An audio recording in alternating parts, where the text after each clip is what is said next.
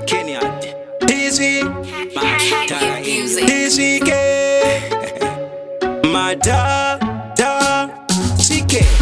Sika yenyu batikamchira anzi matara enyu chicha makakukuchira tasongo tingoma bakutokusurira tasongo darika vese vari kusimukira kapane kukwaka kanyukira kwandapandisi venda ziva kwandabudira mokona kundipfura usandipundutira iwe yauna kuti ndakusokugumbukira kapane kukwaka kanyukira kapane kukwaka kanyukira kapane kukwaka kanyukira kwandapandisi venda ziva kwandabudira kapane kukwaka kanyukira kapane kukwaka kanyukira kapane kukwaka kanyukira kwandapandisi venda ziva kwandabudira kapane uko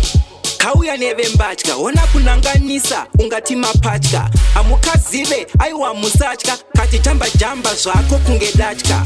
kanyuka pakaoma kunge bakira vachikatsikisira vachinyepera kubatsira changu chiranda vakandira keni yati ngavamire kakumbotivharira kapane kukwaka kanyukira kapane kukwaka kanyukira kapane kukwaka kanyukira kwandabandisive ndaziva kwandabudira kapane kukwaka kanyukira kapane kukwaka kanyukira kapane kukwaka kanyukira kwandabandisive ndaziva kwandabudira